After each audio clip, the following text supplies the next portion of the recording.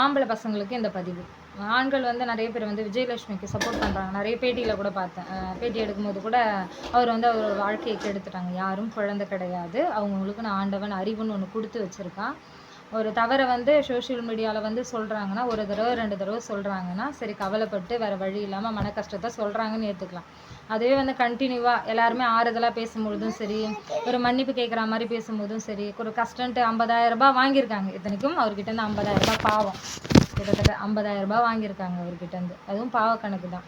Blackmail பண்ணுறாங்க, சீமானவர்களை blackmail பண்ணி 50,000 ரூபாய் வாங்குறாங்க. அது தரலைன்னா சோஷியல் மீடியாவில் மறுபடியும் அவரை பற்றி நெகட்டிவான வீடியோவும் போடுறாங்க, தரக்குறைவான வார்த்தைகளையும் வந்து உபயோகப்படுத்துகிறாங்க. அதனால் உண்மையாலுமே குழந்தைங்க கெட்டு போகுது அந்த வார்த்தையால். அந்த வார்த்தையை குழந்தை பேசுதுங்க, தவறான வார்த்தைகளையும் உபயோகப்படுத்துதுங்க. அவர் வந்து இயற்கை புரிதலோடு தானே வந்து ஒரு அரசியல் பண்ணுறாரு. அந்த மனுஷனோட வாழ்க்கை, அவரோட அரசியலை தான் பார்க்கணும். அப்போ இருந்த ஆளுக்கும் இப்போ இருக்கிற மனிதனுக்கும் ஞான புரிதலோடு கொஞ்சம் யோசிச்சு பார்க்கணும். அந்த கணம் அவரோட குணம் வேற மாதிரி இருந்தது. இந்த கணம் அவர் மிகப்பெரிய ஒரு இயற்கை புரிதலோடு இருக்கிற ஞானியாக கூட இருக்கலாம் இல்லையா?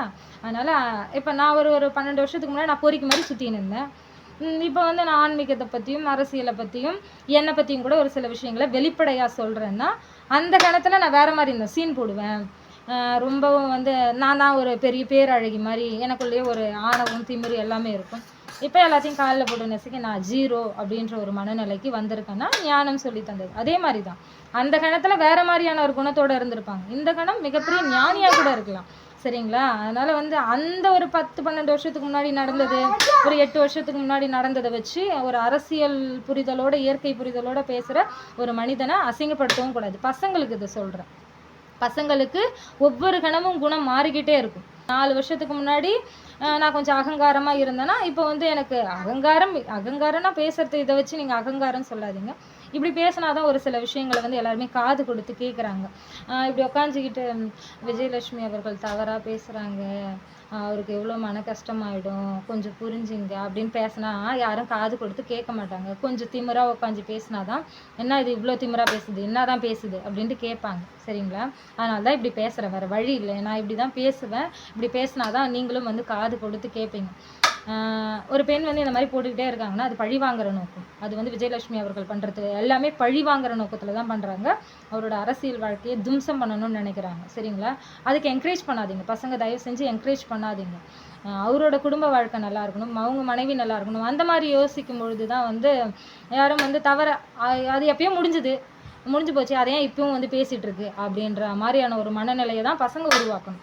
ஏன்னா இயற்கை விவசாயம் நல்லா இருக்கணும் இல்லையா? விவசாயம் அழிஞ்சிக்கிட்டு வருது. விவசாய இனமே அழிஞ்சு போயிடுச்சுன்னா யார் வந்து ஏர் உழுது விவசாயம் பண்ணுவாங்க? யாருமே பண்ண மாட்டாங்களே. எல்லாருமே சிஸ்டமுக்கு, இங்கிலீஷுக்கு, கெத்தாக ஒரு ஃப்ளைட்டில் பறக்கணும், காரில் போகணும், பைக்கு 2 லட்ச ரூபாய் பைக் தான் முக்கியம் அப்படின்ற ஒரு மனநிலையோடு இருந்தால் விவசாயம் யார் பண்ணுறது? எனக்கெல்லாம் வந்து சொல்லிக் கொடுத்தா தாராளமாக நான் இறங்கி, நான்லாம் ஸ்கின் லைட்டனிங்க்கு ரொம்ப வந்து அடிக்ட்டு.